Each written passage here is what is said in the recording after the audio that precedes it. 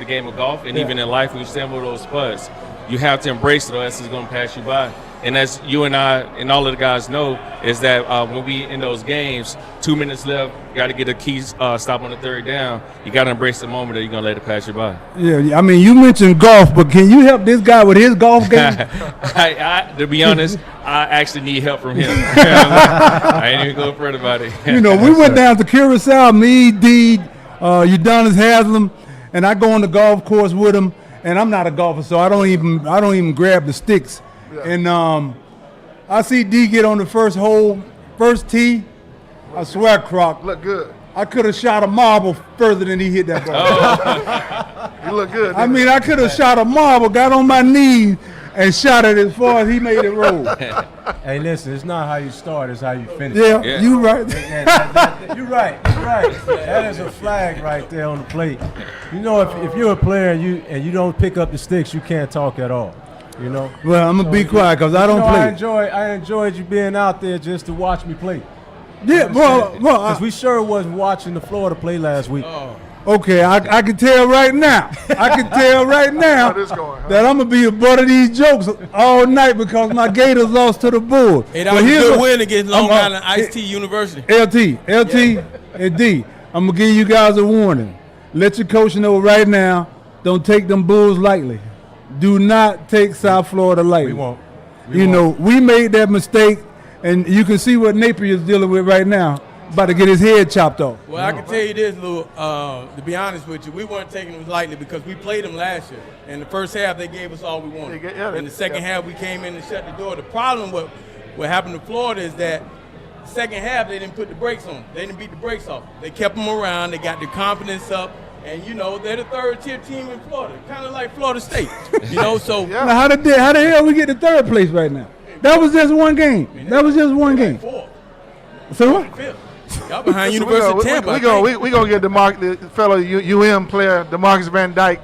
Give him a shout-out down there, University of South Florida. And Kevin Patrick. Yes, DeMarcus Patrick. DVD down. Exactly. He's doing a lot of recruiting down. He's bringing a lot of that South Florida flavor down to Tampa. So you're starting to see that in the play. So you're right, man. I wouldn't take them boys light this past weekend. But I'm excited to see what Florida do at LSU. Hey, Trav, are you ready for that, Trav? Listen. Y'all ready for us? Y'all ready for us? 100%. We know one thing when it comes to LSU and Florida, it's always going to be a very tough and competitive game. My 4 years at LSU, we split 2-2. Both games in Baton Rouge, we lost. Both games in Florida, we won. So even though about that this year, even though they come into Baton Rouge, and they had that stumble last week, we definitely know we can't take them light because at the end of the day, they are the Florida Gators. I don't know. I'm a little pessimistic to tell you the truth. But before I even talk about my team, what do you guys think about the state of football? The way it is. The game, and it's Lamar Thomas.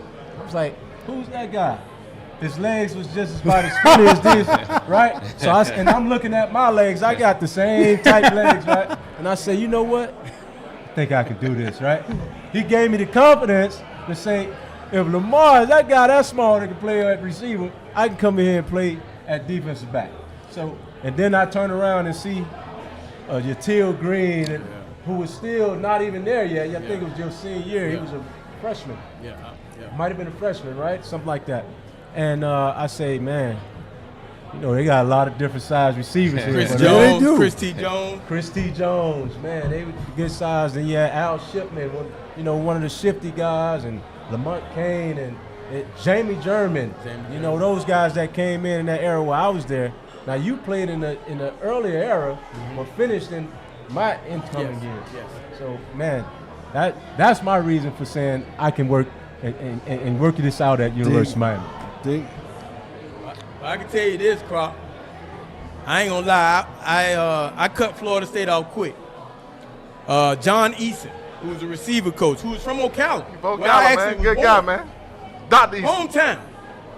He called me, and he said, "Is Lamont Thomas there?" I said, Lamont Thomas from the San Francisco? Nah, bro, I hung that thing up. I crossed Florida State off right there and there. That was it. Lamont said, I could have been part of the Fab Five. They had T.A., Terry Anthony, Lawrence Darcy, Ronald Lewis, and who was the last one? Bruce Hussein. The Fab Four. It would have been the Fab Five if I came in that thing. I committed to Colorado. 1991 Colorado had just came off national championship. My brother went to junior college. He originally committed to Florida. Then he went to junior college. Then he went to Florida State. And my mom ended up talking to me to go on to Florida State because she wanted both of us to be there. And Florida State was my worst damn visit. Like, man, that was a terrible damn visit. I ended up going to Florida. But Lamar, man, listen, game week, we played Miami, man. Coach would be always, hey, listen, that 36, man, don't get caught up with what, you know what he's going to do. All he's going to do is talk all day. Don't get caught up out there, I promise you. If you get in a fight with him, I'm putting you on the bench. Listen, this dude talked from the time he got off the bus to the end of the game. It didn't matter what the situation was, man. He was talking, man. Oh. But it was cool, man. That's been UM's motto. Oh, man, everybody. Since UM been to college. I haven't heard a quiet University of Miami football team not one time. It don't matter what the situation is. No. They gonna talk. I can tell you this. Before we find out about Travis, but I wanted to say this. You know, I got to be honest with you, brother. You Florida State guys, good guys. I would let you babysit my kids. Them damn Florida guys, hell no. But definitely not Miami guys. It's a bunch of heathens. Oh, man. You know, y'all had a guy praying for you every day. Bobby Brown, one of the greatest coaches. What a great man. Yep. I mean, look at what I had. I had Jimmy Johnson, who probably betting on games. I had Dennis Harrison probably sipping on a little something. Yeah. You know, I mean, but y'all had great men who a great man who developed great men, and I've always respected that out of your program. We always admire how close you guys was, because you know Florida State, you had all different pockets. Everybody had country boys, you had guys in Tallahassee. We had all the different pockets, but we seemed like Miami was always wherever you go, it's about 50 of them. Like they rolled deep, you know what I mean? Oh, yeah. And you know Gainesville was always good. We always go down to Gainesville, get the girls, come on back. Like y'all ain't have enough in Tallahassee. But y'all had that step show. What was that step show down there? I don't know, with the Greek show, the big Greek show. Yeah, we used to come down there. We used to have a great time, man. But you know, the thing about it is, back then, in that era, when you were the top player in Florida, nobody left Florida. You went to Florida State, Florida, Miami. Now you got these guys. Everybody's robbing. Everybody's going everywhere else. They're going to Ohio State. They're going to LSU. That would have never, if you was a top talent, there was no reason for you to leave the state of Florida. Right. So everybody who was playing was always your homeboys, and you fighting for bragging rights in the summer. But now it's like, you know, these guys come around, you start talking about Ohio State or this, LSU this, all these other schools. Well, hell, you got all our damn players down there. Yeah. And you know, I would love to see these guys stay home, but we got to get back to winning football, you know what I mean? So that's why it's important that Florida State stay undefeated, University of Miami stay undefeated, even South Florida playing good ball, you know what I mean? And Florida, all these guys, Miami, we got to play good football to start keeping this talent. Now Miami, y'all writing all them damn checks, so y'all getting a lot of people, you know. Florida State, we ain't got that type of money.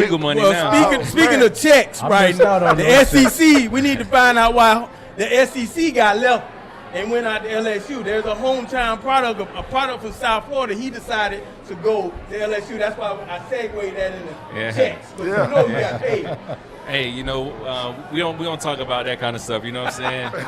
But I'll tell you this, when I was in high school, I was a dual sport athlete. I played basketball, football. I also ran track too. And to Miami and to Florida State, I actually had basketball scholarships.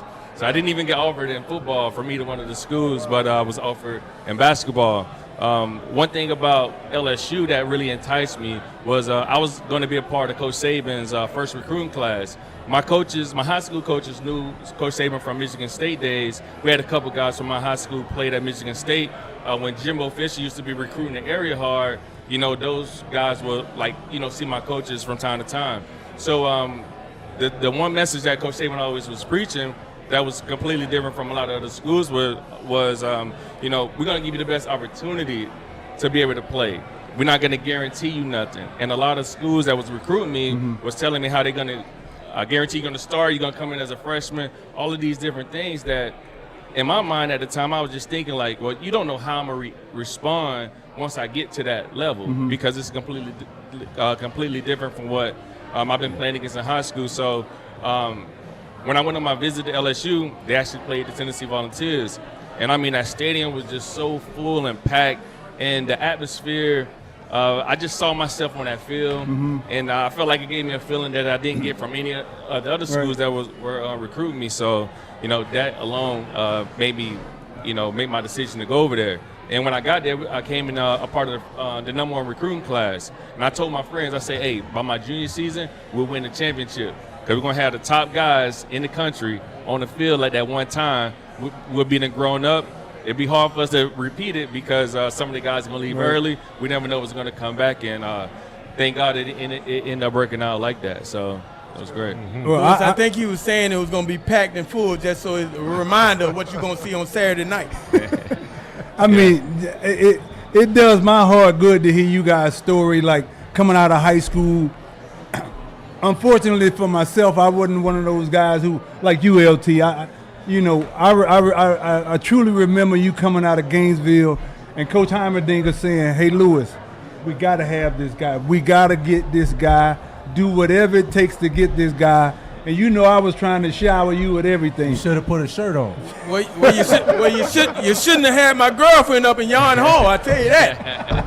That wasn't me, though. Okay, one of y'all. Put a shirt That on. wasn't me. So, but like I was saying, you guys got recruited. I had to walk on. I mean, my route was totally different from you guys. Crocker, I walked on coming out of Belgrade. And the only reason I went to the University of Florida was during that time, Miami was crazy down here with the drug killings and all that type of stuff. And then, and then Florida State I thought was just a little too far. And then Gainesville just happened to be right there in the middle. So I say, look, being that I had a partial academic scholarship to go to the University of Florida, I say, look, I'm going to go here and walk on. And I walked on and like a dummy, I told all the guys who on scholarship, I said, look, as long as I'm here, well, none of y'all asses play. I mean, like a dummy. This is what I said. Like, I had to get up in front of the whole team and say something. And the only words that came out of my mouth were, hi, my name is Lewis Oliver. I'm a safety from Belgrade, Florida. And won't none of you bastards play while I'm here. And I walked off. They say you went straight to the weight room after that. How did they perceive that? Well, my best friend, who was Rodney Weston, coming out of Belgrade, we came out the same time. He was the Gatorade High School Player of the Year in football and basketball. So we had already had about 4 or 5 guys from my high school already on the team. And he comes up to me and he says, Holmes, how you going to say that shit? And you ain't even on scholarship. And I said, I'm not on scholarship yet. Exactly. All right. And I just punished him after that point. So what I want to know is, Lamar, what would you have done to a guy that came in and said something like that? What would happen to him at the University of Miami, knowing that you had to come there? I don't know how many freshmen started at the time that you were there, right, but it was always like a get in line and wait type of situation. I mean, because you had talent after talent after talent that you had to get in line. I mean, I told Michael Irvin on my visit I was going to take his position. Whoa. Well, that was big. He ended up leaving. He was scared. So, that's the way it went. But like a guy like Chris T. Jones, I told him, hey, man, you got to sit as a freshman and wait your turn. Watch me. Okay. Watch the other guys. I mean, that's you got to wait your turn. Yeah, you definitely got to have some type of confidence. And, you got to have. To be honest with you, what you said, Lewis, it gave you spoken into existence, and you have to have that type of confidence 100%. when you're going into a program like what we all played for. Correct. If you go in saying, "Well, hey man, I don't know," well, you're gonna find out quickly. Yeah. Shoot, I remember one time when I was in college, we were leaving from practice. So at LSU, the practice facility was separate from like the game facility. So we used to practice. We had the bus to an area, and then the bus take us back. Well, this one day after practice, one of the defensive backs, Randall Gay, one of my good buddies, we on the bus, and he's like, "Man, I'm tougher than all the DBs. Man, look, we can strap this up and get it how you live when we get back to the stadium. I'm ready for the Oklahoma drills, whatever it is. So if any freshman would have came up and said anything like that, they was going to have to show me how tough they is right then." So listen, man, segue into what we go through at the University of Miami. I know you got some stories as well. But one of the initiations is a new guy came in. We had this carpet, and we got this couch around the carpet. And if you were a freshman, or a newcomer like I was. I came from a junior college in Holmes Community College in Mississippi. So I came in as a junior. So I had a little respect already because I came in as an older guy. But you know what those guys told me? I'm sitting on the couch lounging. They say, hey, they ain't called me OG, but they said something else that kind of means the same thing, right? Get your old ass up, right? So I'm like, okay. It's like I'm talking about what's going on. You see that you? Let's get in it right now. I said, okay, you want to challenge. So now they don't realize how strong I am. I'm a little small guy. Yeah, you are pretty strong, G, for your size. As anybody else. Yeah. And man, you get in there, you got to tussle to earn your respect. And then that's when guys really respect you after you. Dig it. That's how we went on. And then Butch Davis came in. Butch Davis, Daniel Franks, one of his top recruits, tight end, 1996 recruit. Came in, they stripped Daniel down to his underwear. Oh, man. And Daniel went upstairs telling Butch Davis, I'm going to kill him, coach. I'm telling him I'm going to kill him. Next thing you know, the next meeting we had, all the hazing stopped. That was Butch Davis, top recruit, threw his keys against the wall, saying, you, God damn it, we're not going to have this hazing. We're not cutting anyone's hair. So they stopped the hazing for a while at the University of Miami. And then you got guys like Edwin James and God bless Al Blades and yes, sir. Nate Webster that actually came in, and they didn't give a damn about not hazing. Boy, they did their thing, and if you came in, they just changed that and took it right back to where it used to be. And what they did, turned that program around from the probation years that I was there, with the whole Luther Campbell scandal and all of that stuff that what these guys had to go through, and then we got penalized for it. So they changed that whole program around, man, just to get the program back to a winning program, which they ended up winning the national championship a few years later. Now looking at the schedule, when I look at the schedule, I look at the rankings. LSU, you guys are 3. You guys are 5. What are you guys? 10, 12. 10. We were at 13. I think we're like 30 right now. But I mean, all 4 of the programs. I mean, LSU, Florida State, Miami, Florida. I mean, you can year over year, year in over year, and you can always kind of count on these teams to be in the top 20, top 25. Right. But I'm going to ask you guys, what do you guys think it is about your programs that keep you guys at this elite status? I mean, well, hold on. Before you talk about elite status, remember last year? I'm about to start. Okay, all right. I'm going through all 2-10. What was that record? 2-10. 2-10. But the year before that, we was undefeated. That was a great bowl game. You guys should have been in that championship game too. We lost a lot of guys. Right. But one thing I will say that, and I think the NIL kind of messed us up a little bit.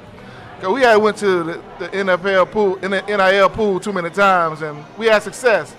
But then you start bringing in the wrong guy. You start paying the wrong guy. Doo-doo, the quarterback? Y'all thought y'all had the right one, didn't you? We thought we had something. Doo-doo. He was.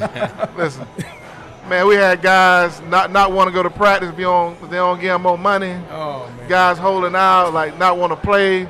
You had guys going to have surgeries without telling the damn staff. Oh, and I was down in Million Island with Coach Norville about 4 or 5 months ago. And he started talking about, like, with that team last year, he had to do so many. He seemed like every week he was doing a team building exercise to trying to get these guys to get to know each other. Together, right. Some unity. But he said but this team right here, he said he's done one team building exercise the whole spring and all. He said we on to something special. Well, you can see that. And I think new quarterback, and also the new coordinators and some of the old guys stepping aside, making room, like Odell Higgins, stepping aside for Knighton to come in. Really, the D-line game has changed a little bit, like the way they play, and to give them opportunity to come in and do that. And then also the offensive line coach, I think the mentality has changed. Like when I watched them, that's the thing that stood out to me, the physicality that they're playing with. But then I also want to see like how they play against the sorrier team, right? Are they gonna play down to them, level, or are they gonna just say the standard is the standard? Right. And I saw last week they put up 77 points, and it allowed the younger guys to get in the game, because you know how it is. I knew when I was playing, I had Marvin Jones and Derrick Brooks in front of me. So I'm like, man, listen, y'all go ahead and set the tone so I can get in, man. Don't be letting this thing, don't let them lay around now. I need to get in the game. Cut their head off. They'll go out there and dog them out. By second quarter, I'm in the game. Yeah. So now I'm like a young guy. I'm playing second, third, fourth quarter. Those guys chilling. But what you're doing is you're getting these guys reps. Yeah. Now you're starting to get young guys reps. And that's how you build for the future. And I think that's what we're doing now. So I'm excited to see what they do. I still got a small sample size. I want to see them do a little bit more. But they on to something right now. Yeah, so at LSU, you know, one thing that we've been able to do really good as of many years is recruit well and get the right guys. Because stay in Florida, that's why.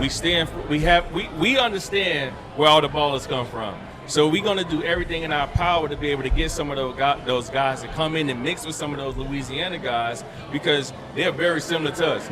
Ed Reed, you know, Reggie Wayne. Yeah. You know, so we all kind of cut from that same cloth. Very hot, humid. By the way, UM guys. They are UM guys, you know. So I just think that we've been able to do a really good job of getting the right guys in and making sure everybody understand like what is the actual standard. Around there we call it the path. It's one path to greatness, and it's going by doing the same thing on a day-to-day basis when nobody watches. Yes, sir. The year that we won the national championship in 2003, what helped us out a lot was everybody did their job. So if I had to play man-to-man and I had to take away that 9 route, I can't let him get that. If I'm playing 2-man and he can't get in the inside, he can't get that. Coach always say, every defense have a weakness to it. Let's make them beat us to those weaknesses. Right. With us competing, diving at balls, we'll get some interceptions, we'll get some breakups, they're going to catch a couple. If we want to switch it up, if we want to stop that route, we'll get into a different defense. So as long as we can keep those guys doing their actual job, we should have no problem this year with competing for a national championship. All right. You said something that was very important, and it took me back to where the University of Miami used to be a while back when it came to our defensive backs. You know, I think at one point when we were losing a lot of games, we were always trying to hide the fact that our defensive backs were, you know, just not where they needed to be. I think now, today, moving forward, and you're talking about getting the right guys in, I think that Cristobal is doing a pretty decent job of trying to keep certain guys in town from here, there, and especially with the offenses that we are running now across the board, right? You look at the different teams, everyone's passing, run and shoot type of offense. It's no more, you know, get in the dirt type of situation where, you know, what do you call it? Hard-nosed football, you know, where they run the ball to watch the Redskins, Wiggins type of stuff. You know, now we got a lot of spread the ball out. You see a lot of screens. You see a lot of skill position that's needed for those offenses, you know. So that makes a big difference in how these keys going to come back. And like I say, Cristobal has brought in Malachi Tony, special kid. I think what he did, class up out of high school. Reclassified, and this kid is doing a monster. He's everything that he needs to do to be successful on that team. I think his work ethic is really strong, and it stands out as well. Definitely. And if we can continue to bring in guys like that, I think with that level of where we were winning all of those national championships, I think we can get back there. It's going to be hard because of the NIL, another thing that you mentioned, but hey, we can get there. As long as we keep bringing in the right guys, that's the most important thing. And I was able to go to UM opening game, and that atmosphere is like really electric, right? The Notre Dame. So one thing that I definitely would tell all of the UM fans, alumni, is come out there and support the guys because it plays a big role when you got that fan support. They're screaming so loud, the offense can't make those checks. That make you want to play, that make you want to push a little harder. So, you know, get out and put your seats in those butts and support your hometown Hey, club. That sounds good, but you got to understand, we're not in a small town like Gainesville or Baton Rouge where ain't nothing to do except go hang out with your cousins. This is Miami. And so you got to win for fans to come out. Continue to win. And you got to have those games. Like I'm hoping against USF, our fans understand how big of a game it is. Yeah. This, I mean, other than it being on the CW network, I mean, this is a big game. It's a top 25 matchup. 100%. I'm going to tell you the one thing. I mean, you guys was talking. Travis, you alluded to early just now about that energy on the University of Miami football team sideline. And I'm just going to be honest with you guys. When the first time I played you guys down in the Orange Bowl, oh man, when we went to that, when we came out of that locker room, not only did we have to see the University of Miami football team, we had to see all the greats that were from the University of Miami football team on the sideline. It's like you guys were like, it's like the team was an extension of all the greats that you guys have already had. And when I see you guys today, and when I go back to Gainesville, I tell them, the only reason I don't go back to Gainesville for a football game is, first of all, I'm not coming up here to sit up so fucking, excuse me.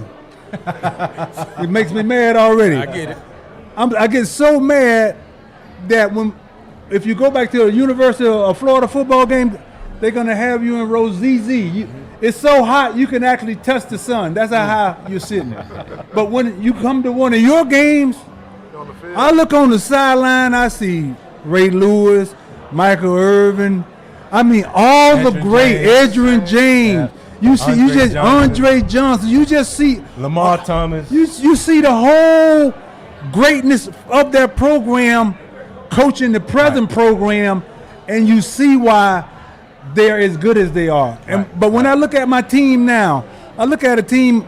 You go play South Florida.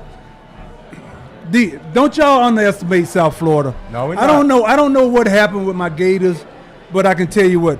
Napier didn't have them prepared to play. The guys themselves they didn't prepare themselves to play. And then when nut crunching time came, they weren't able to wiggle out of it. Right. Balls got tight, nuts got up in their guts, and it just went downhill from that point. Pause. And I really don't see any light at the end of our tunnel. Have you guys seen our schedule? I mean, y'all supposed to have this quarterback that's supposed to be amazing. No, but we all know one person does not make a team. Y'all got a lot of talent on that team. Yeah. I'm gonna tell you what talent. I can show you somebody who's willing to work hard. It'll beat somebody who's talented all day, every day. I agree. All day, every day, and I just feel like the talent that we do have, they're a little inflated. They're a little exaggerated. They think they're more than they really are. Gotcha. You know, and South Florida let us know that. But this LSU game coming tomorrow, Trav. If I'd have ran into you before we started this podcast, before the season started, I would have bet you a nice whop. I would have bet you a bag. But right now, don't do it. Yeah, dude, I have no faith in that program right now, and that's sad to say. I have no faith in Napier. I have no faith in the coaching staff. That's just where I am. They got to stand up. Emotion. They got to stand up. That's just where I am. They got to stand up this Saturday. They got to fight back from that loss. They got to stand up. I mean, look who's consoling you. Somebody was 2-10 last year. No. Yeah, but look at that turnaround. I look. Now, y'all will be there next year, dog. Hey, new coach. Every good man I know done been through something. You're right about that. You know, we also had a long run. We had a long run to that. In Baton Rouge, we feeling like this year is national championship or bust. Every head coach that been to LSU since 2001 has won a national championship, and they did it all in 4 years. So this one extra year, going on 2 extra years that he have. So, you know, we're really. I know they feeling the pressure. I know he's feeling like he under the gun, and those guys, I feel like gonna respond to it. The quarterback, one of the number one reasons why he came back was because he said that he did not want another quarterback to carry that national championship back home for LSU. So everybody understand what's at stake. So I'm hoping the guys to go out there and compete like they want to actually win that national championship this weekend. Well, also he wanted to come back because he's going to get paid more money than he will in the NFL. That's another reason why he came back. That is another reason. Plus Ken Ward came out too, so that's another reason to come back. But just the fact that he want to finish off what he started, and he haven't won a national championship yet, Jaden done it. Roro done it. You the next great one up. So it'll be only right to have the opportunity to do it. We'll see how everything play out in the end of the day, but, we're feeling good over there. I think you guys all hit one point as far as you got to have the right people in this whole NIL era. And I joked with you about Oogie Doodoo. You had Cam Ward. If you'd paid a little bit more money. We had the money. And having that guy. We tried. Y'all, I know you did. Y'all had better than us. Well. We didn't know. But the crazy part money, is when you got Oogie Doodoo, that was throwing it in our face on. We got the right one and we got a discount. Well, you got what you paid for. But you got to have the right guys. You got to bring the right guys into your program. Yeah. Right. And it starts with the culture. And like you talked about, the culture just wasn't right last year. They had the wrong guys in there. And we all know you have locker room lawyers. Yeah. It spreads like cancer. 100%. Things ain't going right. 100%. Right? But, hopefully for you guys in Florida, it's going to be a tough year. But you got to have the right guys in place. And I think you do with Lagway. I think he's a hell of an athlete. He's just young. Yeah. We were very fortunate last year to get Cam Ward, who was on a mission. And now we got a dude that's in year 9 playing college football, so we should be fine. Now, when I look at our team, when I look at my Gators, I'm happy with Lagway. I'm happy with the receivers. I'm happy with the running backs. And that's almost pretty much where it stops. I know Tyreek Sapp is a pretty good defensive player. I rush in, and then we got Caleb coming back this week against LSU. But I just don't see enough dogs on my overall team to just feel confident to where I could be barking at any of you guys sitting up here when it comes to trash talking and make a point. I just don't see enough dogs in my defense. I don't see enough dogs on my offensive line outside of our center. I'm just waiting on somebody to really get tired of this shit and get pissed off and say, hey, I'm going to be that guy that's going to step up and set the tone for the rest of the season. And that's got to start against you guys, Trav, tomorrow. But that's going to be a long, tall glass of water. Yeah, well, it's definitely going to be a good opportunity to see what the guys are actually made of. Yeah. Every now and again you have a stumble. Not too many teams win a national championship and they sweep the season. You always have that game. Luckily for them, it happened early. So if they're able to bounce back and respond, you got 2 tough opponents back-to-back, and you can really see what you guys working with. Here's what I would like. I would like you guys and you guys to come into the SEC. No. I would love to see it. I would love to see Florida State, Miami. Give me all the dogs. Yeah, let's go. Ohio State, USC. Put us all in one conference. Hey, man. Call that conference the conference. Hey, man, I coach in the SEC. And let's see. It is a grind every week. But you want it. Like when I was at Florida, I didn't want to play. Like I would not have taken pride in playing LIU. Like I'm not knocking that we played them, but I don't want to play that type of talent. That type of talent ain't gonna sharpen my skills. True. I want to play UM, Florida State, LSU, Georgia, Alabama every week, every day if I can, because I want to be that type of player. Me playing LIU, I didn't even want to play in homecoming games because I knew the competition wasn't at the level that I wanted to play at. So I would love to see you guys jump into the SEC, because when it comes to football games, like I'm gonna ask you guys right now, being that rivalries run this whole football thing, what's a bigger rivalry? I'm just talking to us four right here, Trav, since we're in the state of Florida. What's bigger?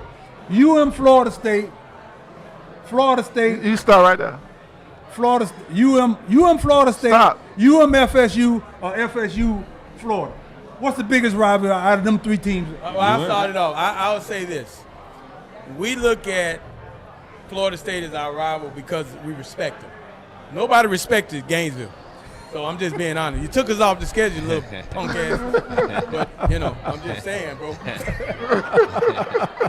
I'm just saying. But it was out of respect. We talk amongst each other, and we all say, hey, man, respect. But we never mention that with y'all. I'm just saying, dog. Go ahead, next person. Yeah, I definitely think they lost all respect when they said that. They didn't want to play us anymore. No mas. Yeah, it's just. They said that I didn't. Yeah. They said that I didn't. Well, you're a part of that organization, so whatever flack the University of Miami get, I get. Whatever flack Florida is going to get, those Gators, you're going to get. You're right. So when we talked about doing this show here at Twin Peaks, he thought they were going to be undefeated. University. He thought they were going to be undefeated. When we talked about doing this show, Lou, you gave me a call and you said, D, I want you to come on the show and talk about the University of Miami. Yeah. We're going to talk a lot of smack. Yeah. We're going to talk about football, and we're going to bring on a lot of different guests, right? Yeah. And your head was hanging high. But today, folks, you at home on YouTube Live. I don't know what set in today. Reality set in when he realized the argument ain't gonna be that strong on his end. But we're gonna do you a favor. When we bring in other guys and y'all had y'all momentous years, we're gonna let you talk about that a little later on. All right. So right now, like I say, all you YouTube subscribers at home, we down here at Twin Peaks 2000 South University Drive, Davie, Florida. You can come on down and join us. We got a lot of great fans out here. Everyone looks to be enjoying themselves, and you got some great guests, great hosts. Continue, my brother. But I must say, Florida State, we have opportunity to play both the Florida and University of Miami. I believe the University of Miami and Florida State rivalry is the biggest, not just in the state of Florida, but all of college football. Yeah. But I will say this, the loudest game I ever played in is down there in Gainesville. That stadium is like, you can't even hear yourself speak next to the person. Drunk. Like, that stadium was rocking. You know what I mean? Like, they have an atmosphere. I think that when both teams are at the top of our game, the atmosphere in Gainesville It's electric. Electric. It's electric. And the reason why I say that because University, y'all can't duplicate that Orange Bowl. That Orange Bowl was a special place, man. The fans were right on top of you. And then when you driving through the neighborhood, man, you fearing for your life. You ain't going. Forget about getting to the game. You fearing for your life when you driving through the neighborhood. Pull it up. Look at Havana. Everybody out there barbecuing. There, y'all looking at you crazy. No blockade. Listen, Bente. I guarantee you all the fans at the Orange Bowl was afraid too, because I'll tell you, when that crowd got loud, no, you don't act up for the Orange Bowl. That whole stadium shook. Yeah, it did. It was shaking, and you thinking that, like this thing about to come down. Yeah, listen. I'm gonna say my language later, but this here stadium's about to fall down. Nah, that was that era. But you didn't act up at the Orange Bowl. Like, you didn't go down the Orange Bowl and decide that you gonna piss off, you gonna talk to somebody crazy. That wasn't the perfect place to do that at, you know what I mean? But that was an amazing atmosphere. I always said the OB had the best turf. That was a fast track, man. That was a fast track, man. Oh, that was man. a very fast field. They had some great grass down there. Now, Croc, I can tell you this. 1989, my first national championship year, because I got two. My first national championship year, Don't rub it in, Florida LT. State on national TV, Gino Torrella's first star. That's the game where Dexter Carter put the flag on Bernard Clark's head. So I come running in the game, and I made a mistake. I got the call from Coach Harrison, and I made a mistake and looked up. And all I saw was white hands coming down at me. I got out to the huddle. Gino said, "What's the play?" I said, I don't know. That atmosphere that night, whatever that thing is in the end zone, it was on red the whole time. I'm telling you, listen, we don't go to class. They shut down school the whole week. UM week, going to class. No school. That was a big game week. We didn't go to class on big game week. I don't know about y'all youngins. We were forced to go to class. No, we ain't do I that. ain't go to class. We were forced to go to class. I don't know who went, but they shut down. They shut down class. Trav, now who's the LSU biggest rivalry in your opinion? I would say our biggest rivalry will be Arkansas, right? Wow. Yeah, we play for the boot. It's a whole situation over in Baton Rouge. But I'll tell you this, over the years, Florida has definitely become, I would say, the rivalry game that we're looking to play. But in the SEC, you have so many great schools. You got Alabama, you got Georgia, you got Florida. I mean, Auburn. You know, shoot, you go down to Ole Miss. Yeah, I mean, it gets rowdy in like all of those places, and a lot of times, all of those games have so much meaning to it because you're trying to catapult yourself to the next level. Yeah. Growing up, one of the games I used to always couldn't wait to see was UM and Florida State. You know, in my neighborhood, everybody's running around, houses are divided. You know, so that UM Florida State was amazing. But, Lewis, I got to have your back, right? They gave you a hard time about you guys taking them off the schedule. In 2013, we tried to open up with University of Miami, and they declined it. Throw that flag, dog. Throw that flag. You gonna throw a flag? Are you sure about that? Is he sure about that? I got to get my brother back. I got to Sure get my about brother that? back. What was our record that year? 2000 what? 13. Somebody got to look that 13. up. We might not have played them. It all depends. Y'all was on the road back then, probably. Yeah. You know, I mean, it's always easy to try to hit a wounded duck. Yeah. You think about 2013. We went who through was some years coaching- now. Who was the coach back? I want to forget about all That might those have been years. that might have been my FIU game right there. Hold on. All right, so then down. I got one better for you. 2005, we got University of Miami in the Peach Bowl. It was like 40-7. You know, the next time we seen them, there's about another 40 piece. You know, so you know. I ain't want to come on here. I ain't know we was going to be doing all this, but I can't let y'all gang up on We had it down a couple years, I dog. can't let y'all gang up on we had it. down a couple We years. admitted that already. We had some years. We lost some money. Listen, and I'm going to tell you what part of that was, and I'll give you a little history.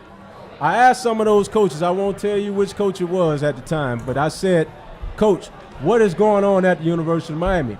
And we had, who was the president then? Donna Shalala. No, you can't say nothing bad about Shay. I'm not going to say anything Can't say bad she- about Shay Shay. say nothing bad She about Shay wanted the school to go in a different direction. Academics. So football, she didn't want to be the number one priority, right? But you got to think about who built the University of Miami. Right. You've seen the 30 for 30. Yeah.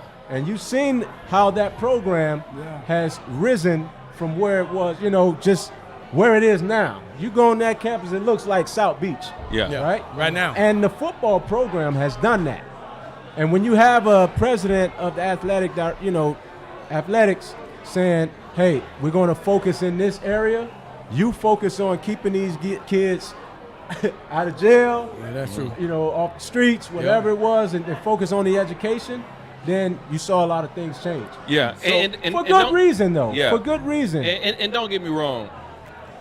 Every university got they swag, all of those things from the U. That's where it started at. I appreciate you know, it. that's where it started at. Yeah. You know, one thing when I went to LSU, I wanted to be a part of something that could mimic what I was used to seeing back at Miami, home. right. So you guys have definitely been the foundation to college football, and you know we appreciate all the greatness that y'all been putting out in the league and the stuff that y'all going to continue to do. Hey, Henry, I got to tell you this, and it's going back to that whole respect thing.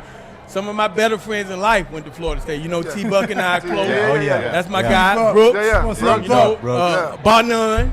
Mississippi Valley. Great guys, man. Yeah. Great guys. And, Great and guys. I got to tell you this. If it wasn't for Florida State, I don't get into coaching. How about Get this? outta This is a crazy story. So, of course, I get fired for the whole FIU thing, okay? We can talk about that. I'm thinking at this point, because I was on the fast track to be on ESPN. I had done College Game Day, the national championship game, Kirk Herbstreit, and Joey Galloway was on. We were all on together. I was on the fast track, and the FIU thing happened. So now I'm at a loss because I didn't graduate from college. I left UM that last semester because after the Sugar Bowl, which I got stripped from behind by George Teague, Yeah. I went to class that first day. Yeah, that is a flag. Flag. You got what? I got stripped from behind in the national. I actually had two fumbles that game. My worst game ever. But I understand that if it wasn't for me, we wouldn't have been in that game. But that's neither here nor there. That first day of class, Yeah. they said Lamar Thomas. Everybody looking at me, and they're like, "Damn, what happened?" I said, "F y'all, I'm going to the pros." So I leave and I go train. So I don't have my degree. Now, fast forward years in advance, I go up to Derrick Brooks' retirement. Oh, no. He got inducted into the Oh. Pensacola Hall of Fame. Okay. I go out there because he's one of my good friends. And it's me and T-Buck and a bunch of us. So I meet your president and your AD. And I say, hey, that's a great thing what you guys did for T-Buck to help him finish school. You know, have him working in the weight room. What a great thing. it's going to help him. And they both said it's a win-win for us. And they said, well, how about Miami? I said, well, we don't have a program like that. Yeah. Your president and your AD at the time told me I could come to Florida State and finish up. God, that's cool. They said that to me at that thing. They said, but here, take our card, do me a favor, make sure you tell Miami that. I called Randy Shannon. Now, I had called him about a couple weeks ago, and the weeks before, and said, hey, I want to finish school. We don't have a program like that, Lamar. Called him up and said, hey, still want to finish school. We don't have a program like that, Lamar. I told you that. I said, well, look, tell Dr. Shalala that I will be graduating from Florida State University. He said, I'll call you back. 3 days later, they called me back, hey, man, we starting a new program. Wow. You'll be the first one to come back to school, and we'll have athletes come back. It's a win-win for everybody. Right. That's how I was able to get into coaching, because of you guys, man. That's awesome. That's why I've always respected you guys. And Dr. Shalala, once she okayed that, she said, I will personally walk you across the stage. And she did. Man, that's why I say you can't say nothing bad about Shay. Shalala, she's big time, man. She's done a lot. Story. Here's a question I want to pose. It's coming to you, Croc, but I'm gonna start off by giving props to UM. This new resurgence, this new ascension back to the top of the football world that UM's on. I think you guys got to give Mario Cristobal, being that he played for the university, he's back coaching the university. I think he's a prime reason that you guys are taking a lot of the elite talent here in South Florida and keeping it home. Croc, here's the question that I'm posing you, and I posed this to several people last year when you guys weren't doing so well. What would happen? What do you think would happen in the state of Florida, recruiting-wise, if Deion Sanders is the head coach of the Seminoles? Would not every high school athlete want to go to Tallahassee? Every athlete in the state of Florida would go to Tallahassee. If Tim Tebow or Kerwin Bell or one of the Florida greats went back to the University of Florida as the head coach, I guarantee you we'd be back at the top. Instantly. But you'll have so much credibility. Because you got to think about it, that is Florida football. You start talking about these guys. You talk about Florida State, the first person coming to mind is Deion Sanders. Exactly. And not the fact he got a track record that he can coach and he can develop. Right. And not only that, he hold his kids to a standard going to school, how they carry themselves, making sure they got jobs, internships outside of the football game. I mean, you want a guy like that. And it's a lot of, there was a lot of noise going around that if Norville didn't come out the box good, that they were looking at Deion. And I know he'll answer that call. Well, here's what I want y'all to do in Gainesville. After this game tomorrow, if we lose it, start to consider Tebow, Kerwin Bell, Brandon Spikes. What about prime time? Charlie Strong, somebody who. Lou, would you take prime time in Florida? Prime's not gonna come. He wouldn't come. Prime would do it, I think, despite Florida State. He wouldn't. Despite Florida State. Despite Florida State. Listen, I think he has a little more class than that. No, I think he'll Florida come. Gators. Prime is a business. If Florida Gators come, it has to make sense. If Florida Gators come knocking on prime time door, I'm telling you. You think he'll go? Yes, he will. Man, without a doubt. SEC. I don't think he want to deal with the backlash coming out of Tallahassee. And your organization. It's their fault. He don't care about it. No. Man, remember, listen, he said he didn't graduate from Florida State. Prime is a businessman.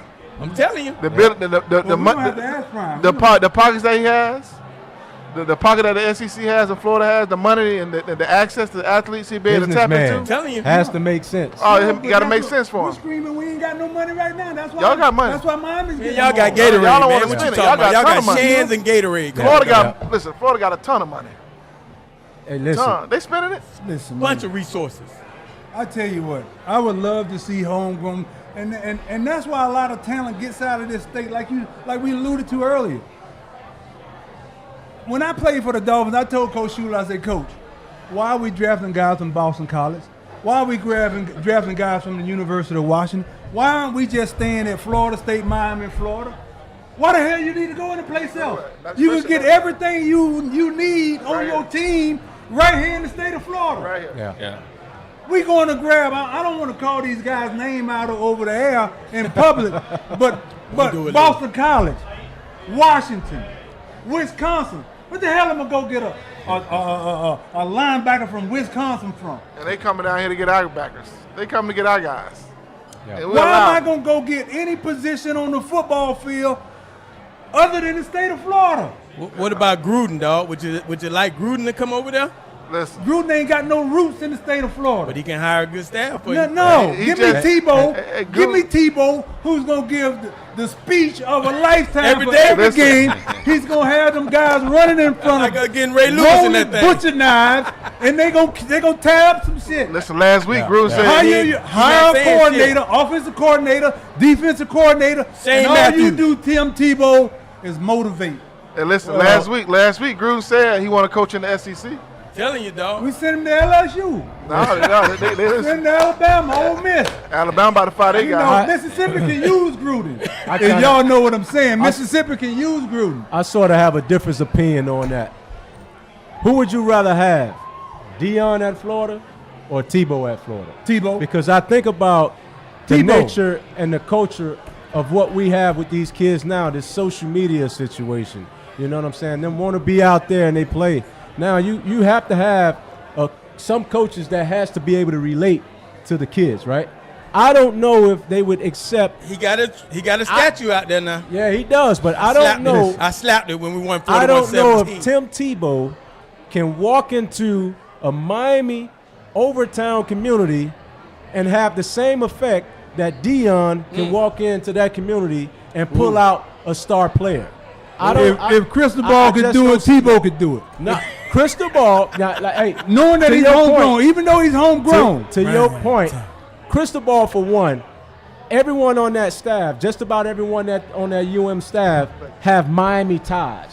He's brought in so many. Like, you still got Mike Rump, who's a Miami. I know Mike. Yeah, you know Mike Rump. You have Kevin Beard. Those are UM Miami guys. You get what I'm saying? Jason Taylor. That's here, not born and raised. He's Akron, Ohio. He's a Miami Dolphin. D. Lou, who's a Cane. Roland Smith, who's a part of the program. Alonzo Highsmith, that's a part of the program. Yeah. Oh, that's right. He just left. But when you had guys like that, that's why he got those guys. And then the NIL, he's paying for the right kids. One of the things that you mentioned earlier. When you pay for the right kids, you get good results. Correct. Hospital money. So I don't know if a Tim Tebow can come down to South Florida, not Central Florida. He could. South Florida, and pull off the same that a Deion Sanders. Curran Bell over there in Western Carolina doing some good stuff too now. Yeah. Hey man, I don't know. We brought this guy from Louisiana. I don't know. I mean, I'm not knocking on you, Trav, but they brought this guy from Louisiana. Saying he's an offensive guru, but I'm just trying to figure out. Like, I hadn't seen anything. Like, hey Lou, he was talking to T-Buck, who was at Ole Miss. Past tense. He was. He was. Okay. Even at where he was a hard. They played against him. He said, T-Buck said his offense was hard to get. I mean, they did some really good stuff, but he gets to Florida, and somehow, some way, those same guys, it does not translate with what he's trying to do. And you see him in the press conferences, Lewis, and he looks lost. One time he couldn't even open a water bottle. Listen, he had a look on his face. He had a look on his face last week, like, he over his head. I don't know what to do. No, he didn't know what to do.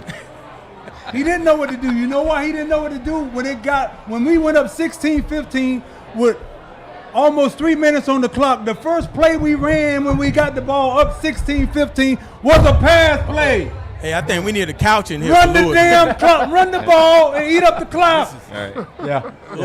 Lewis Oliver therapy at Live.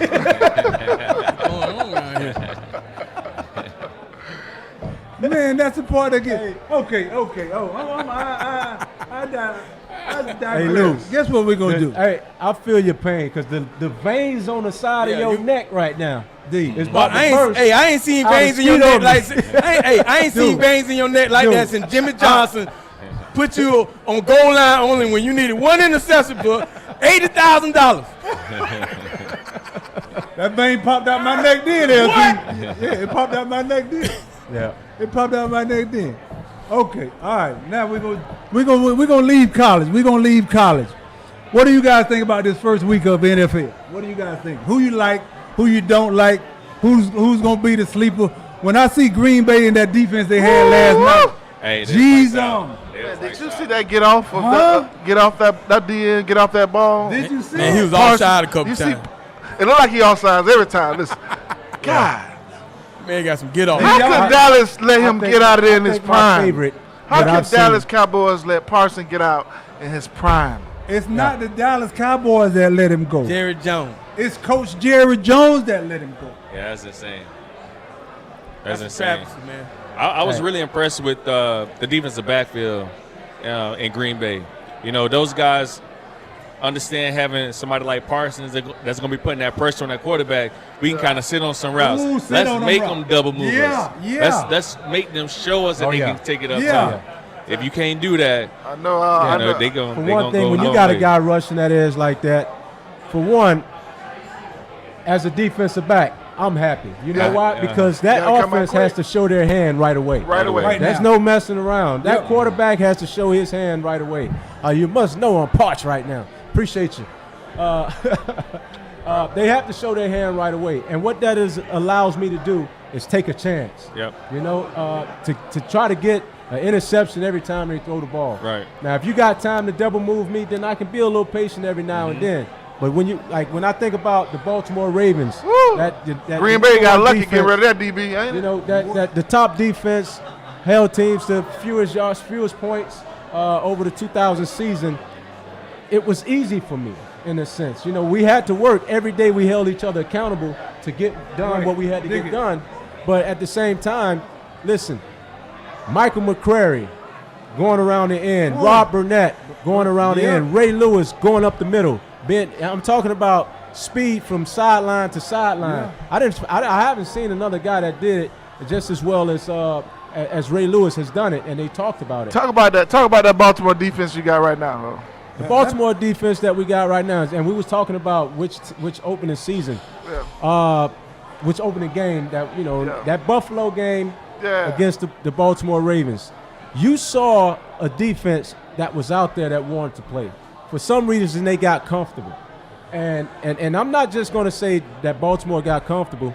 I think Buffalo offense got comfortable too, right? Mm-hmm. So now we got Wiggins at corner. We got some other guys that's playing. Yeah. And, I mean, it's going to take a time to come together once again. You got to bounce back from a loss like that too, because you're looking at a team that may go to the Super Bowl this year and win the Super Bowl. I really like Buffalo to go out there and make a whole lot of havoc this year and get to top seed in the playoffs.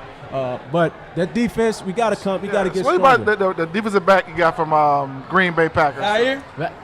That means Green Bay right now is saying their prayers that they made the right decision. Zaire, who played at the University of Louisville, I think he just got a little comfortable. He had some injuries, and he's not the same player right now. No, he's not. It showed in that Buffalo game that he's not the all-pro that he used to be.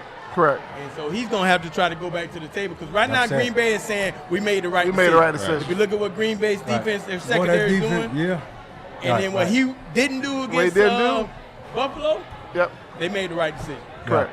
Because they went to him in money time. They picked on him in money time. They picked on him. Which I was like, okay, if this is the Zaire that I knew from Louisville, the Zaire that I knew from Green Bay, then I started to realize there's a reason why Green Bay said you can go. Yeah. Now, Trav, you and I, we both played with the Dolphins for years. Your take on that state of that team right now? So, what I'm hoping for, right, is they had a lot. We had a lot of things going last season. With the end of the season, the way Tyreek spoke out, different things like that. So I feel like the team is still kind of trying to rebound from that. I think that this game coming up against the Patriots is going to be a completely different showing. Everybody in that locker room going to have to hold each other accountable. Let everybody know, look, we got to go out there and play Miami Dolphin football. We know that we can play this game at a high level. That's why we're here. Tua going to make the passes. I don't really have no problem with what's going on. I think this weekend will be a lot better than last. I just don't know how a team can come out with no energy. Oh, man. I mean, like lackluster energy, like nothing with them. Like when watching that game, I was mad from kickoff until the clock stopped. Yeah, you know, one thing that I really feel like is that, like, with the way that training camp is now, the guys are not getting the reps like they used to get the reps. When we were out there playing, we were competing. Trey, you gotta want reps. You gotta want to compete. Yeah. If I line up across from you and you ain't giving me what I need, I'm gonna say something. Right. Like, yo, come on, man, give me a look. I need to get better. You know, but if like you said, you talked about their practices. Man, you go there, it's like a resort out there. You don't hit none of that shit. You don't hit no helmets clacking, no pads sticking together, no nothing. Right. But you hear a lot of kicking and ha and dancing and all that. Yeah, well, you know, one thing about the Dolphins and what I see, and it makes me think about the past, right? It makes me think about all of the teams that actually had an issue between their quarterback and their receiver. I don't care how much you try to brush that under the rug, what Tua and Hill is going through. Yeah. That's something, right? How many targets did Hill get? How many catches did he get? Right? You think about the history of Tony Romo and who was it? There was an issue with Des Bryant, right? How did that team do that year? Not well. Then you talk about there was another quarterback and was it San Francisco? Where they had it was another Garcia and T.O. You have exactly. Yeah. How did that team do that year? Not well. Because when you have your top athletes that are feuding against each other and bickering against each other, nothing good comes from that because it spills into everyone else. It's the first time I saw Cheetah not go hard. Like he said, he wasn't running. Like man, he's always like give me everything he got. Right. It's the first time I saw him that he wasn't giving it everything he had. I mean, that was a little disappointing. I can tell you this. That's a team in dysfunction. I can tell you that right now. Lou, I can tell you this. I'm having real problems trying to get somebody to go to the game with me. My wife says she don't want to go. Friends say they don't want to go. I can't get nobody to go to the damn game with me. I'm a season ticket holder, and I'm giving my tickets away this week. I mean, I'm going because I'm pulling for them. I'm trying. I'm fins up. Yeah. You know what I mean? I don't even rep the Tampa Bay Buccaneers. But this week, did you say Buccaneers? Yeah, because they were the Buccaneers when I played for them. But this week, I was asked by a lady, said, didn't you play for the Dolphins? I said, nah, I played for the Buccaneers. You never want to claim it, but I you claim it now. had to claim her. I had to claim her because that lad. I don't think they stopped. Did they even stop her one time? No. I think they scored every time they had the ball. Wow. I mean, ending the nap, the coach. This is the coach, 33-8. And they ain't even got Peyton Manning back there. Wow. Now, this is what Xavier Howard said after the game. Once we took away the middle from Tua, he was done. Yeah. I've been saying that for years. If you take between the tackles, his throwing alley between the tackles, you take that away, he's not going outside. Wow. One, he can't look over the height of his offensive tackle and the defensive end. So he's got to be in the middle of the field between the hashes. If I'm a safety, I'm going to tell you right now, either I got 15 interceptions or I done killed 9 receivers because they dead. I can tell you right now. That means you'll be fined 9 times, Lewis. But as a football player, you know me, LT. I played football, and if I was playing in this age again, I'd tell a team, look, if you're not going to pay my fine, don't take me. Don't bring you on. Because either I want the ball or the body. So when these teams, after what Howard said, going forward saying, hey, take away the middle of the field because he liked those quick passes. Yeah. I'm a safety. If I got deep middle, first of all, I'm going to line up at 13 to 15, and I'm not going backwards at all. Ooh. I'm in a track stance going forward to hit somebody's body or to hit that ball. And they were running the ball well against Indianapolis. I don't know why they stopped. But for your quarterback to be bickering still now, as you see towards the last season, we lost 4 games in a row. The last 4 games we lost.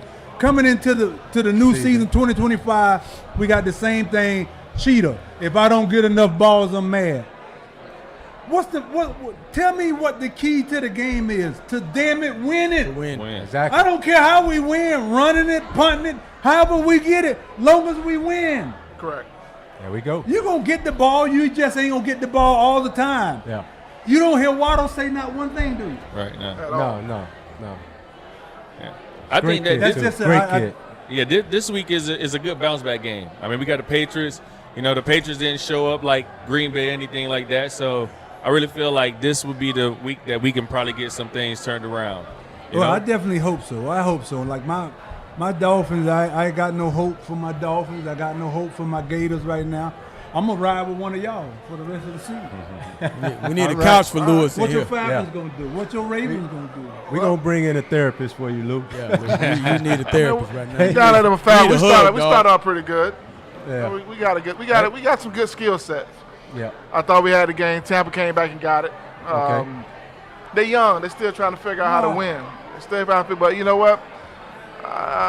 Going with a young guy quarterback, I feel like we're in a good place.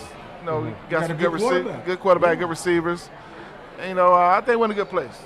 They just got to figure out how to win. Yeah. Because we'll jump out on you, but I was surprised with Kansas City performance. Oh. I thought for sure it was going to be one of those starts. Yeah. You know, Pat didn't look like himself all the way. You know, timing, things like that. So, you know, that game really caught me by surprise. But at the same token, the Chargers do have a really good quarterback. Yeah. You know, that has played some really high level ball over the past years, and you know, but that game really took. he lost. I was taken aback He by lost. that one. Rice was suspended, and then the one kid got hurt Verdi. that first series. Verdi. He got hurt, so he lost his top two receivers. So he was like, you know what surprised me? They didn't go to the tight end at all. Like, he was not even a part of the what his name is, the Kessler. he wasn't even a part of the game plan. Yeah. They didn't even look his way. Yeah, that's because he's busy with Taylor Swift. that's Taylor Kelsey. Taylor Kelsey. They engaged now, right? I think so. They engaged now, but I ain't mad at him. I kept saying to myself, okay, you done lost your top two receivers out the game. You still got your guy. Yeah. He was He coming ain't off, got and no he more, wasn't even a part of. He wasn't the first look or the second. Yeah, That was they very hurt me surprising. when they knocked Worthy out of the game. Yeah. Early. Friendly fire. He was Early. on my fantasy football team. early. And that hurt me, but I ended up squeezing by. But at the same time, that whole year got to go. I hope he gets healthy. Hey man, I'm looking at Green Bay. I like what I saw last night with that young quarterback, that defense, that running attack they got. I like Philadelphia again. Yeah. I like Detroit coming out of that NFC, AFC.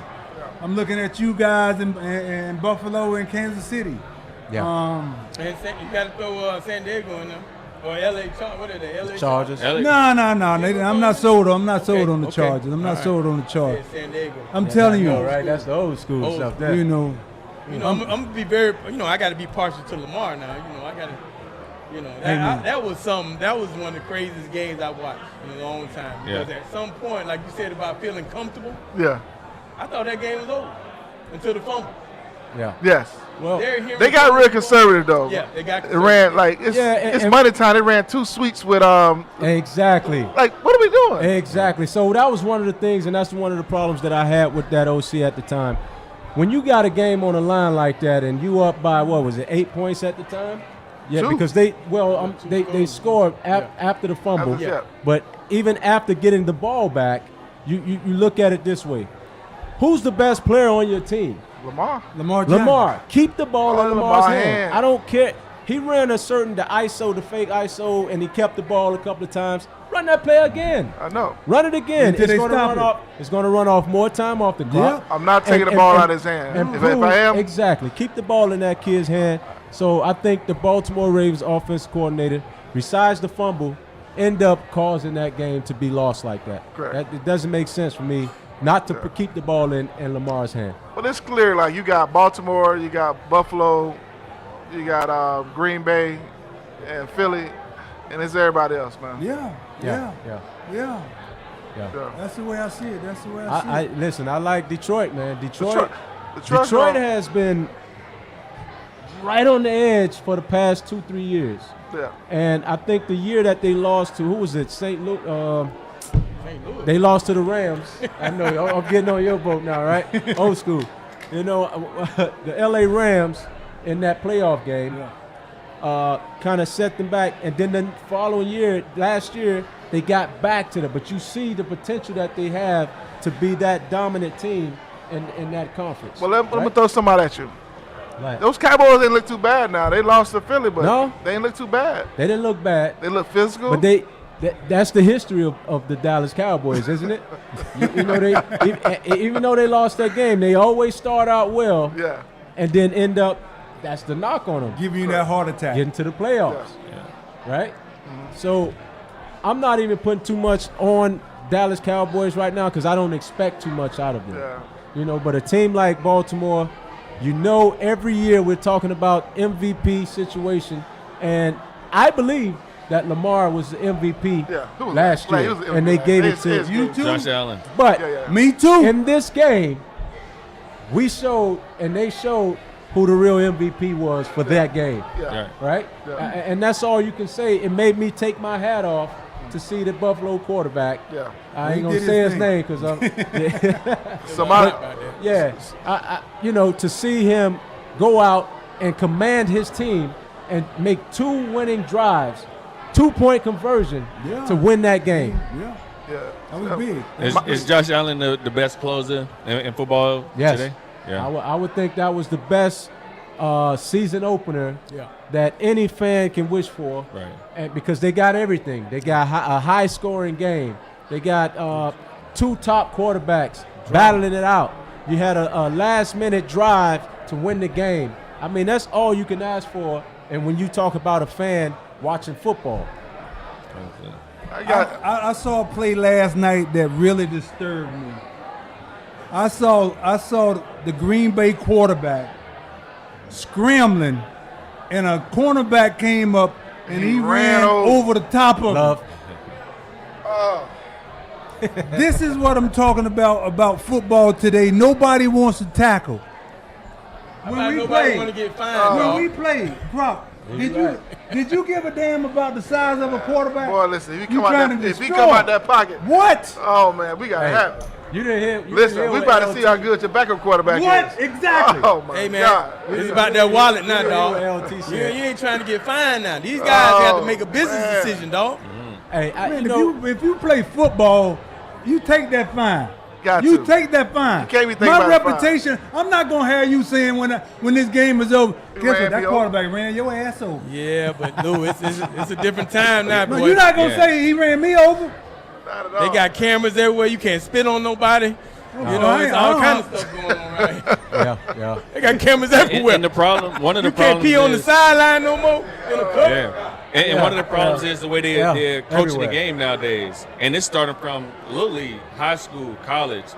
They don't have like the proper tackling drills anymore. Like they're not able to do none of the things that they used to do. So I think they just trying to find that balance in between the I two. don't know if Lewis had the proper tackling drill. He just killed people. did. By any Decleat means them. necessary. Yeah, decleat them. By any means necessary. Yeah. Hey, I thought when I got with the Dolphins, I was like, I'm gonna run from him.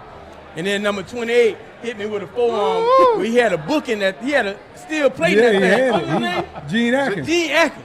I didn't mean to change the subject, but it was some illegals going on. Yeah, right? he did. He did. He did. He did. By any means necessary. It ain't necessary. I ain't lying about that. All right, guys. We thank you guys for coming on the show.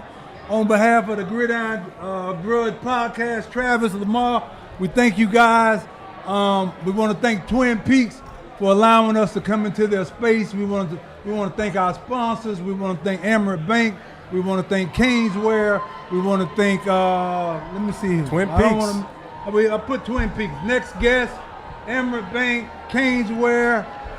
And hey, we're going to be back here next Friday, 6 p.m. to 8 p.m. Hopefully my Dolphins and my Gators will be victorious over the weekend, but I doubt it.